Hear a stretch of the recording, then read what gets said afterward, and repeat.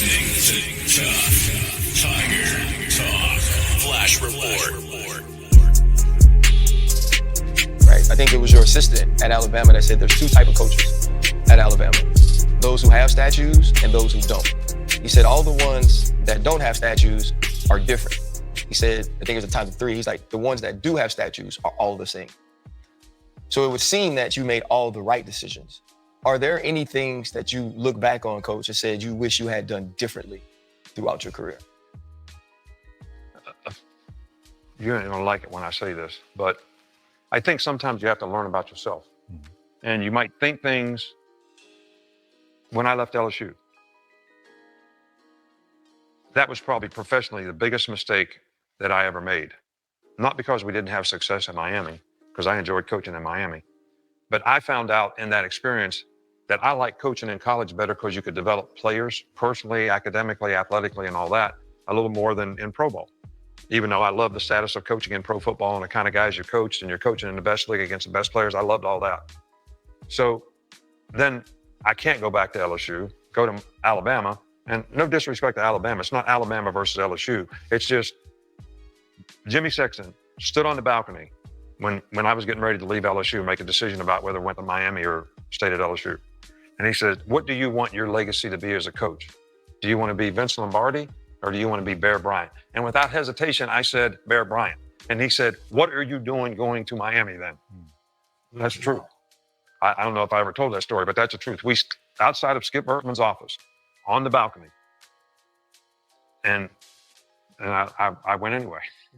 All right, shout out to the fan. Appreciate y'all for being in the stream. Big Q representing Tuff Tiger Talk. We in here talking about the LSU football Tigers. That was an interview that was done earlier last week dealing with Nick Saban, basically breaking down and admitting his talk about LSU. And really, that's not a surprise for all of us who really know what time it is with LSU. We knew that Nick Saban, made a mistake chasing the dream to the NFL. That was something that he wanted to do. He did it for 2 years, I think, for Miami. They didn't have the type of success that he wanted to have. And he made a hell of a mistake. We said it then. And I think he never admitted to it until this interview. But we always knew it for the Tuff Tiger Talk Nation. We knew when Coach Saban left LSU, he had built quite the football factory there. He had a lot of stuff going on for him. He jumped on that rocket, headed to Miami thinking he can have similar success, and he got his issue there. He started to understand, hey, man, this is a different game. Just because you are dominant at the college level that, he tried it, didn't like it, and forever stayed attached to the college game. So by the time he came back to the college game, LSU had already moved on. So he settled with Alabama, and the time was right, and Alabama really benefited greatly from that. And that was something that should never happened. So think about that for a second, right? All those championships could have been LSU, but it is what it is. The decision was made. And like I said, I don't think this surprised any of the true Tiger people. We knew that Nick Saban made a hell of a mistake. Not mistake, but, he definitely was a mistake going to Miami, trying to do what he did. But anyway, we opened up the broadcast with that. Just shout out to you guys. Appreciate you for being in the stream. Y'all do me a service. Hit the like button and the share button. We up in this thing talking Tiger football on this episode of Tuff Tiger Talk. Man, listen. It's a lot to talk about, fam. We open that up with Nick Saban. We talk about, that whole situation with Coach Nick.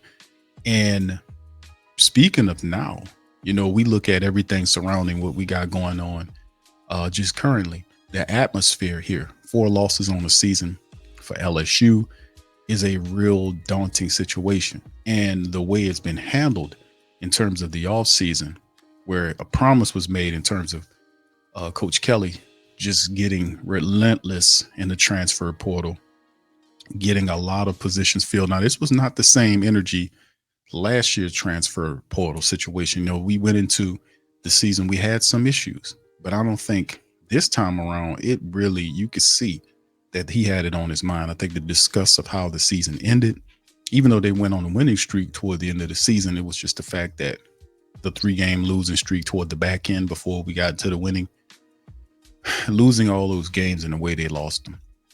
Coach Kelly really showed a lot of frustration this upcoming season, and he left out and he talked about what they need to do as a team to improve upon and become better coming into 2025. Even talking about SEC championship and all this kind of stuff. We'll see, man. But in the end, the transfer portal and how he's been really recruiting, not just for this year, but for 2026, 2027, he's doing all kind of stuff. And Coach Kelly's trying to build that pipeline, man. So let's kind of get into some of this stuff here as we start the broadcast off. LSU Tigers land on the top 10 list. They don't want to be on ahead of the 2025 college season. This is from A to Z to Sports covering it. The writer is Zach Reagan. And basically what he's basically talking about is the 247 Sports 2025 schedule, where it talked about that with Coach Kelly entering his fourth season. Done a good job. He's 29-11 in 3 seasons. Former Notre Dame coach, still looking to get the Tigers college football playoff for the first time since the Joy Burrow era. There were, in fact, Notre Dame, the program left for LSU, just completed a national championship game. That's got to be I don't know if it's an added pressure. You guys, let me know in the comment section what you think about that. Is it an added pressure? Watching Notre Dame get somewhere where Coach Kelly couldn't get? One game away from winning the national championship, and it's crazy how it went. But anyway, in fact, Notre Dame, the program he left, did it. That's why it's probably not ideal for Kelly that LSU is viewed as one of the toughest 2025 college football schedules in the nation. 247 Sports recently ranked the toughest schedules in college football, and they have LSU scheduled as the 6th hardest in the nation. And, we'll see how it all works, man. But if you take a look at the schedule, I happen to have it on screen right now for 2025. This LSU schedule. They open up late August at Clemson. Open up the season. Now, remember, a lot of people wanted LSU to scrap that tough game, even though they've been doing it under the Coach Kelly era and not having the results that they wanted.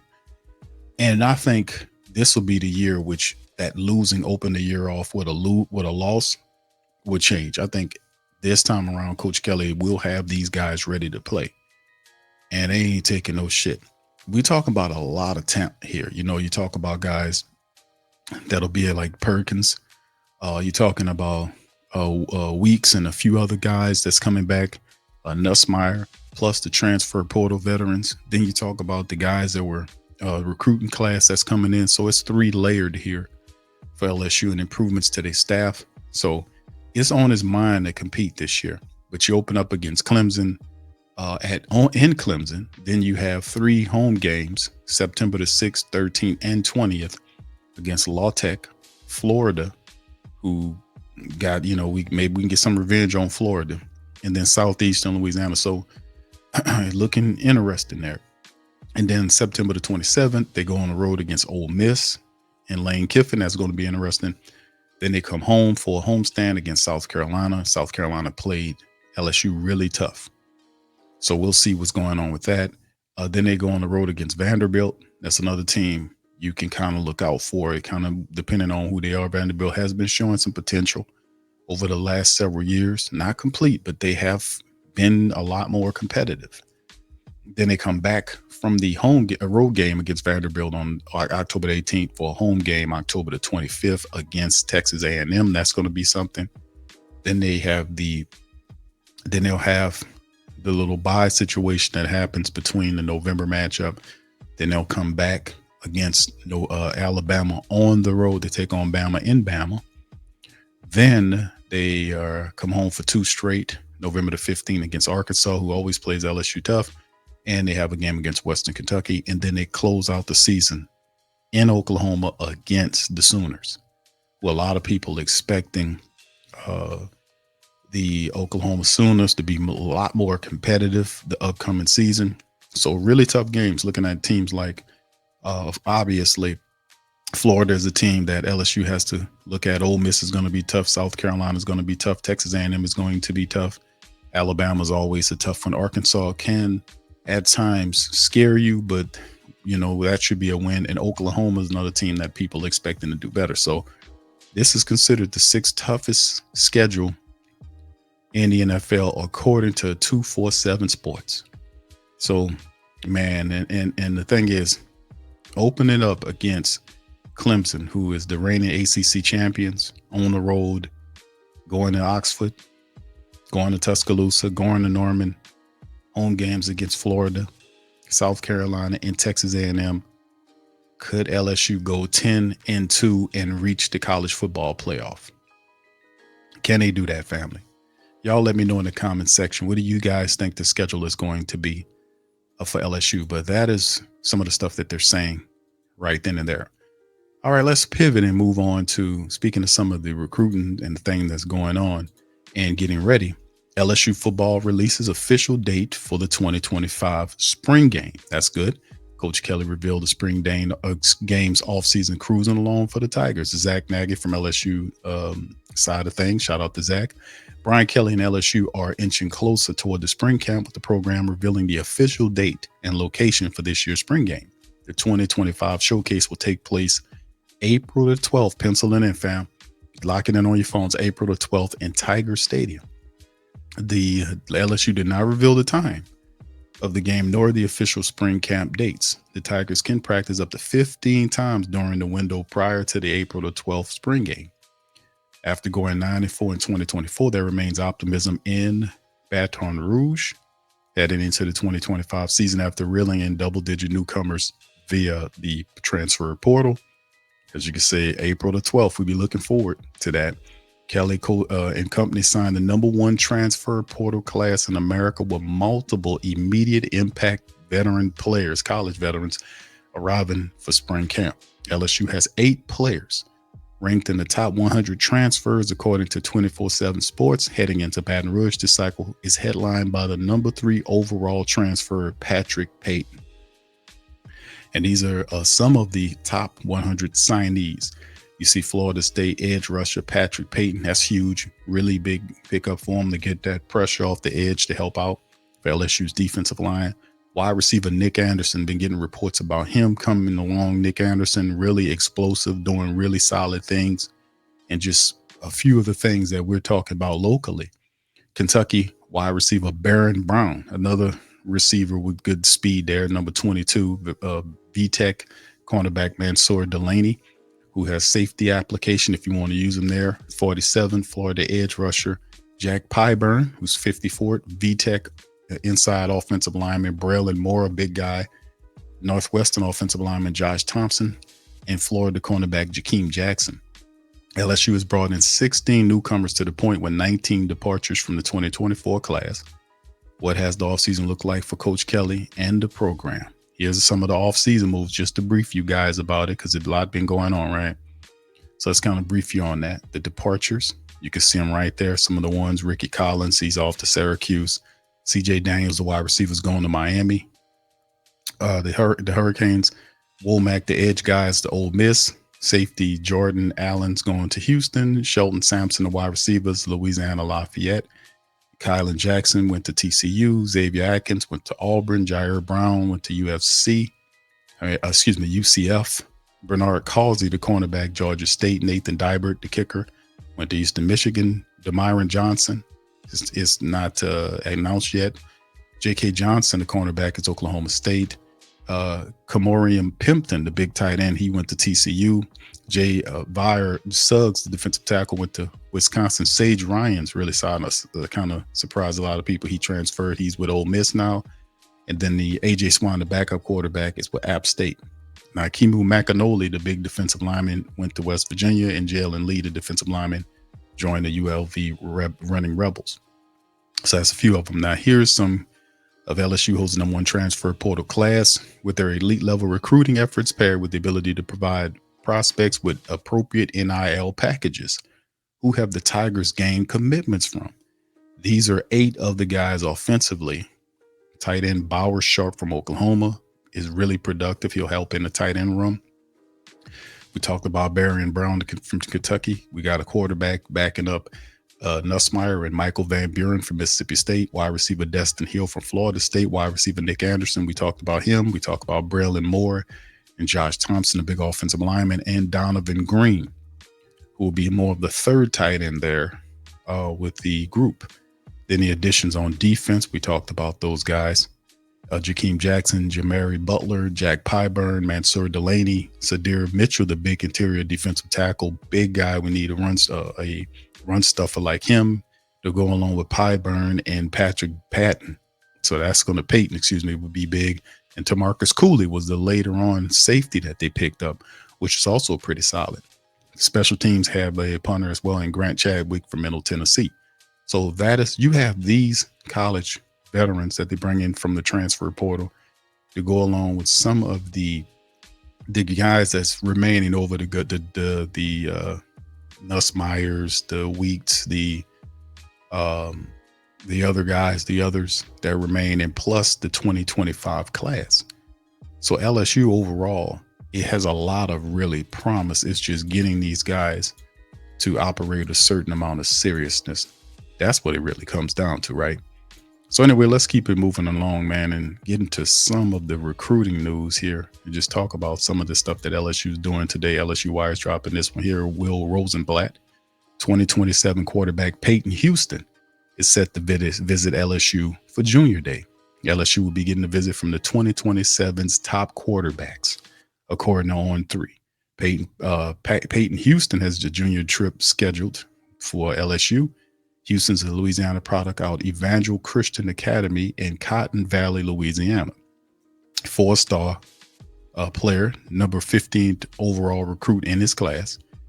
And LSU is officially yet to extend an offer, but it only is a matter of time. Houston offers come from Oklahoma, Texas, and others. And 2027 shaping up to be a good year for quarterbacks in the state of Louisiana. Elijah Haven out of Baton Rouge has a chance to be the 2027's top quarterback recruit when it's said and done. LSU QB's coach and offensive coordinator Joe Sloan has a strong reputation as a recruiter in the state of Louisiana. That should put LSU in a strong position with Haven and Houston as recruiting cycle for 2027. So, and also Colton is in that class. He's the younger brother of Garrett Nussmeier and son of Doug Nussmeier, right?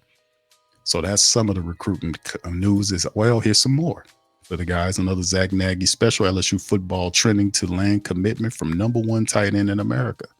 Brian Kelly and Tigers trending for the top-ranked tight end in the country. Experts' predictions favor the LSU Tigers. How about that? Ruston, Louisiana tight end Ahmad Hudson continues his rise as a coveted prospect in the Bayou State after a dominant sophomore campaign. Hudson's the #1 rated tight end in the 2027 recruiting class and has reeled in offers from the likes of LSU, Alabama, Ole Miss, and Texas A&M, among others, with Brian Kelly's program turning up the heat. Hudson's a dual sport star for Ruston. He shines on both the gridiron and the hardwood. So that's pretty good. He's also receiving an offer from Matt McMahon's LSU Tiger last fall. The 6'5", 180 pounders coming off a sophomore season where he logged in almost 40 catches, over 700 yards with 6 touchdowns.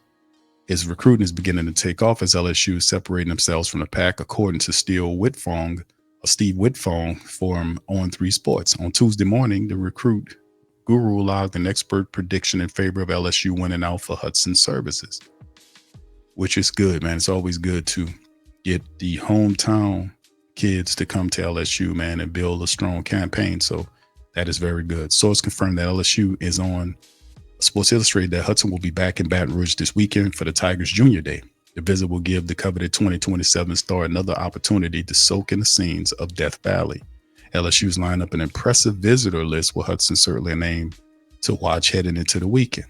Kelly and company were priority targets both between the 26 and 27 recruiting classes, but significant attention will be placed on Hudson once again. So he's another 2020 priority prospect that will be in town this weekend at Shreveport's Evangel Christian's quarterback Peyton Houston. So we just talked about Peyton Houston, and there is another interesting player that we have in Ahmad Hudson. So LSU's doing its due diligence as always. Here's another one for you, another Zach Nagy special. #2 wide receiver in Louisiana State shuts down recruiting and locked in with LSU. Let's go into it. Bossier City, Louisiana airline wide receiver Kenny Darby continues his rise as a national prospect in the 26th recruiting class with top programs remaining in his ears. Darby's a former Mississippi State pledge, received an offer from Coach Kelly and LSU in November where he wasted no time in joining the class in Baton Rouge. a player who has burst on the scene. As one of the top players in Louisiana last year, Darby has reeled in offers from Miami, Florida State, and Tennessee, among others. Then there's receiving scholarships from his dream school, a prolific wideout, made his decision. He's an LSU Tiger. Darby comes in as the number 8 overall prospect in Louisiana with tremendous upside looking ahead. He's 6'1", almost 180 pounds, who's been on LSU radar this season. Kelly and the Tigers extended the offer to the coveted Bayou State native ahead of the program's matchup against the Crimson Tide in early November while on the visit. But Darby logged in 100 catches for almost 1,800 yards and 24 touchdowns on the year after putting America on notice. Phenomenal. With his junior season in the rearview mirror, he's began locking in on recruitment with visits to LSU, Alabama, Tennessee initially in the spring. So he'll be Darby was in Baton Rouge last weekend for a trip with Coach Kelly. He remained committed to the program, but isn't stopping others from turning up the heat. So it's not stopping others from trying to still try to sway his opinion. But so far, he's locked in with the Tigers, man. And Kenny Darby, man, is going to be a special 4-star wideout from Bossier City.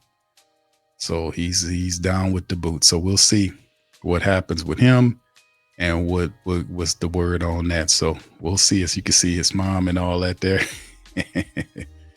Yeah, my mom drawing up the LSUL. That's what I'm talking about. Here's the 2026 commitments currently for LSU, just to give you guys an update on that.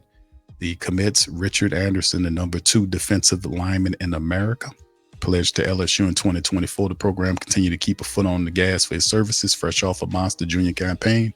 He's a coveted lineman. He earned 5 All-Star honors, tallying 44 tackles, 15 tackles for loss, and had 10 sacks. He also had 2 interceptions last year. His top pledge LSU in 2026 cycle up to this point. Aiden Hall, the number 4 safety in America, committed to LSU. His junior campaign where he joined his teammate Richard Anderson. The coveted defensive back rounded out his junior season with 38 tackles, 12 for loss, 4 sacks, and 4 picks, 11 pass breakups, and he even had 4 punt blocks and 2 fumble recoveries. One of the top safeties in all America, LSU will be battling down the stretch for his service.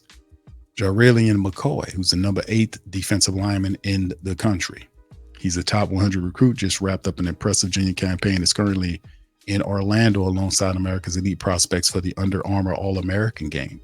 McCoy committed to Kelly and LSU over USC and Tennessee, where he ultimately came to a final decision while in Orlando. He played multiple programs. He's a player with multiple programs. We're turning up the heat after logging 120 tackles, 31.5 tackles for loss, and 15 sacks across 3 years in high school. Now, he's a big guy. He's 6'7", 250 pounds, and he has awesome potential.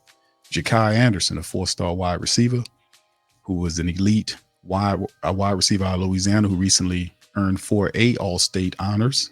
After that really impressive junior campaign, he logged in 57 catches, almost 900, and he had 972 yards with 14 touchdowns this year.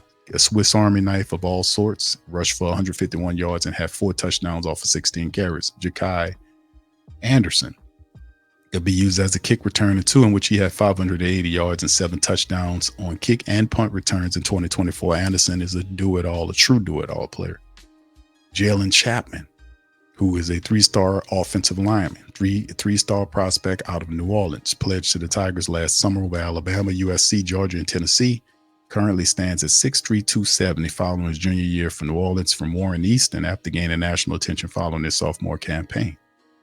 So that is some of the recruits from the 2026 class. As they continue to add it, Ken Darby is going to be mixed up in that as well. And LSU is going about the business of keeping the pressure on moving into the rest of the season. So it's very interesting to see exactly how this is all going for Coach Kelly and the team. And all I can say is, like I said, when you look at what LSU do, Coach Kelly is moving kind of with a pissed off energy. You know what I mean, fam? He's moving with a pissed off energy. And that's what it takes sometimes when you got to get it straight, man. We got a tough, very tough schedule coming up. But listen, I'm looking at it, man, is that last year's schedule, you look at what we had to do, and a lot of people believed that we could have had 10 wins, and we shouldn't have lost to Florida. We shouldn't have lost to the Texas Aggies. We should have beat a few teams we didn't show up for. But I think this year is different after losing like that. Coach Kelly caught a lot of strays. Feinbaum was one his boy, but he was shooting at him too. Talking about guys on the hot seat, all this kind of rhetoric. So it's going to be interesting next year. But listen, to win, you got to have players, and you got to be serious, and you got to have a high commitment to attention to detail.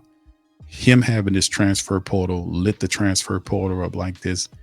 The recruiting class from 2025, despite losing the top ranked quarterback, getting Nussmeier to return was big because it provides a veteran mentality. Gives them another solid year. Harold Perkins returning was big, mixed with Weeks and the rest of these guys. I think LSU, man, and you have these transfers, like I said, in the 2025 class and the remaining college veterans from the team that I just mentioned could really elevate LSU, because that's what it takes. It's going to take 3 levels for LSU to kind of step up and really solidify themselves. Coach Kelly put the pressure on the program by saying that they're going to play for an SEC championship. So it's next year, it's this year rather, right? 2025, a year that LSU captures a national championship. Could this be the year? We shall see. We shall see. The spring game is coming, and we got a long way to go before we get there. But anyway, that'll do it for the show. Listen, man, I appreciate y'all for tuning in for this episode of Tuff Tiger Talk. Do me a service. Please feel free to hit the like button, hit the subscribe button, and join Tuff Tiger Talk today. We keeping it real. We talking LSU football, man, and that's what we love. With that being said, I'm going to get out on that. Appreciate y'all. I'll holler at y'all on the next one. Much love. Go Tigers.